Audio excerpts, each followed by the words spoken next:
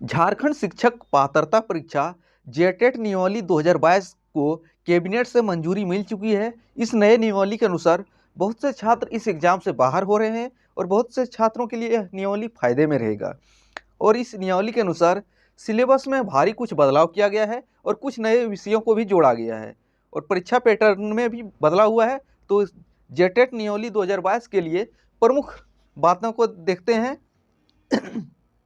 तो सबसे पहले बात है, इस विज्ञापन को कौन डाल सकते हैं? तो इस विज्ञापन को वही छात्र डाल सकते हैं जो झारखंड राज्य में स्थित किसी भी मान्यता प्राप्त संस्थान से 10वीं पास किए हों। कौन?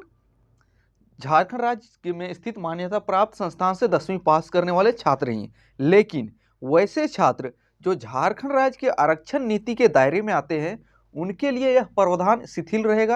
यानी कि जो ओबीसी, एसटी, एससी और ईडब्ल्यूएस के छात्र हैं वे दूसरे राज्य से भी 10वीं पास किए हैं तो पर भी वे इस विज्ञापन को डाल सकते हैं। लेकिन जो जनरल के छात्र हैं वे अगर झारखंड से बाहर किसी संस्थान से पास किए हैं तो वे इस विज्ञापन को नहीं डाल सकते हैं। अगला बात महत्वपूर्ण बिंदु क्या है?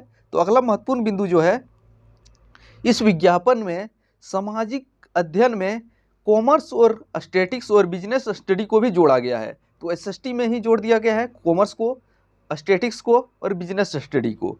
अब परीक्षा जो है, पहले परीक्षा जो होती थी 1.5 घंटे की और परीक्षा पद में अब बदलाव करके 3 घंटे का कर दिया गया है। कितने घंटे का? 3 घंटे का।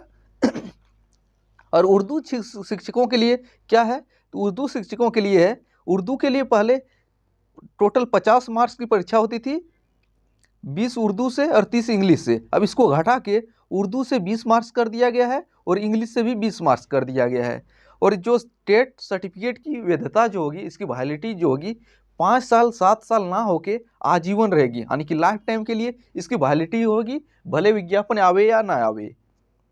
इसके अलावा आपको किसी क्षेत्रीय भाषा का अच्छा जानकार होना चाहिए। तो झारखंड में जो क्षेत्रीय भाषा है, खोंठा है, संथाली है, मुंडारी है, कुरमाली है, नागपुरी, उनमें कुछ लिस्ट है, उनमें से आपको अच्छी जानकारी होनी चाहिए और इस भाषा में आपको पास होना अनिवार्य है। और इस भाषा में जो आपको प्राप्तांक पार मिलेगा उसको जोड़ा जाएगा। अगला महत्वपूर्ण बिंदु देखते हैं, कितना कितना प्राप्तांक लाना होगा।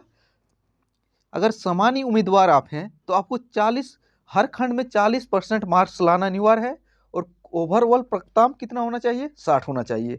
अनुसूचित जाति हैं तो आपको 30% लाना अनिवार्य है। अनुसूचित जनजाति है तो 30 लाना होगा।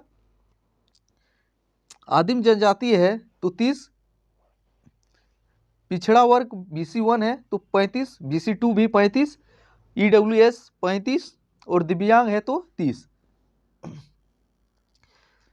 और इसमें प्रश्नों की संख्या भी घटा दिया गया है। कौन कौन प्रश्नों की संख्या घटाए देख लेते हैं। उर्दू सहायक शिक्षक के लिए पहले उर्दू में 20 प्रश्न होते थे। पहले 20 उर्दू के 20 और अंग्रेजी के 30 प्रश्न होते थे, लेकिन अब इसे घटा के दोनों में 20-20 प्रश्न कर दिए हैं। तो 20 उर्दू से, 20 इंग्लिश से। और गणित व विज्ञान शिक्षक के लिए पहले गणित के 70 और विज्ञान के 80 प्रश्न होते थे, अब गणित के 50 प्रश्न और विज्ञान के 100 प्रश्न होंगे। यानी कि गणित का वेटेज घटा दिया है और साइंस का वेटेज बढ़ा दिया है। विज्ञान में भौतिकी, रसायन और वनस्पति शास्त्र और जीव विज्ञान के 50-50 प्रश्न होंगे, जिसमें 2 विषय लेना अनिवार्य होगा। इस तरह समाज अध्ययन के शिक्षक के लिए इतिहास, भूगोल, राजनीति शास्त्र, अर्थशास्त्र, समाजशास्त्र, बिजनेस स्टडी और स्टैटिक्स के लिए 50-50 अंक के प्रश्न रहेंगे। इनमें से अभ्यर्थी 3 विषय रख सकेंगे। और इसमें सबसे बड़ा मुद्दा क्या रहेगा?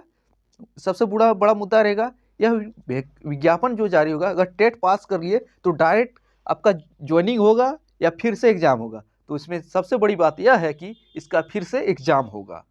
और ये जो टेट का एग्जाम है, टेट का एग्जाम तो जेक लेगा, लेकिन जो इसके बाद फाइनल एग्जाम है कौन लेगा? जेएसएससी लेगा। ये बड़ी बात है इस नियमावली की। लेकिन उम्र सीमा में विवाद थमेगा नहीं, इसमें भी काफ़ी विवाद होगा। तो देखते हैं अगले वीडियो में।